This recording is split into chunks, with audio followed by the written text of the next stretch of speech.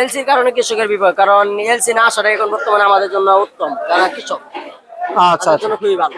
আচ্ছা। আর হচ্ছে যে যে ভারত থেকে যে পেঁয়াজ, আমি যদি বলি ভারত থেকে যে পেঁয়াজের কথা বলতেছি, এই ভারতীয় পেঁয়াজ যদি না আসতো তাহলে তো কৃষকের ন্যায্য দামটাই পাইতো। হ্যাঁ, মোটামুটি না আসাটাই আমার কাছে বর্তমানে উত্তম।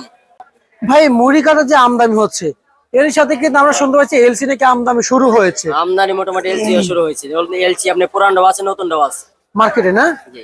আচ্ছা, কিন্তু এই এলসি আসা থেকে বাজারে কোনো এফেক্ট কিংবা কোনো সমস্যা হয়েছে?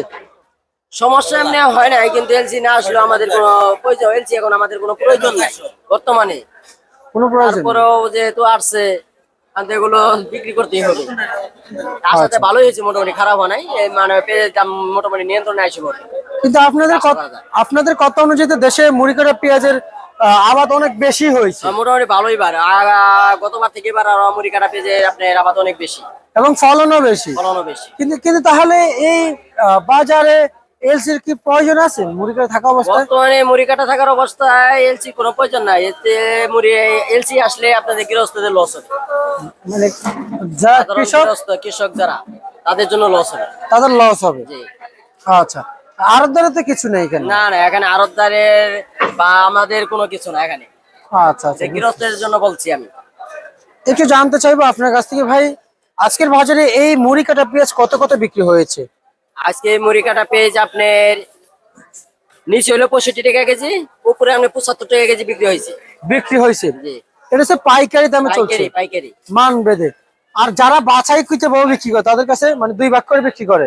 যারা বাছাইকৃত ভাবে বিক্রি করতেছে তারা মনে হয় যে 90, 100, বড়টা ছোটটা আপনার 80 টাকা, 75 টাকা, বিভিন্ন রেটে মাল। মানে নতুন পেঁয়াজের কোনো এখন রেট দেওয়া যাচ্ছে না। আচ্ছা আচ্ছা আচ্ছা আচ্ছা, বুঝতে পারছি। আর এই এই পেঁয়াজ আসলে কত কত বিক্রি চলছে এটা? এটা আপনার বর্তমানে আজকে বাজারে বিক্রি করতেছে দেশি পাবনা পুরানটা 650 টাকা পাল্লা, 130 টাকা কেজি। কেজি? আচ্ছা, আর আর এমনি পাইকারি কত চলছে?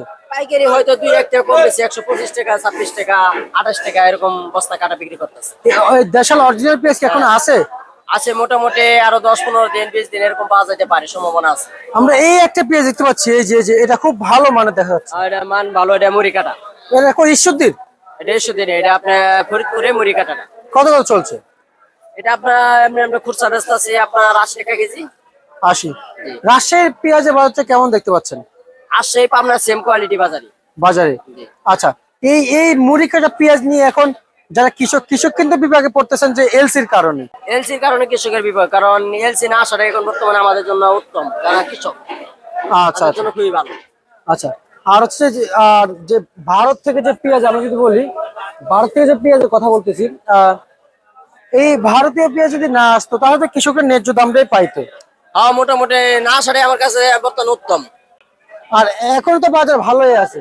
এখন মোটামুটি যে বাজার আছে কৃষকের জন্য ভালো, আমাদের ব্যবসায়ী সাধারণ ছোটখাটো যারা ব্যবসায়িক আছে তাদের জন্য ভালো, তাদের জন্য। যারা ক্রেতা খাইতেছে তাদের জন্য ভালো। আচ্ছা আচ্ছা, বুঝতে পারছি। ঠিক আছে আলিম ভাই, আপনাকে ধন্যবাদ।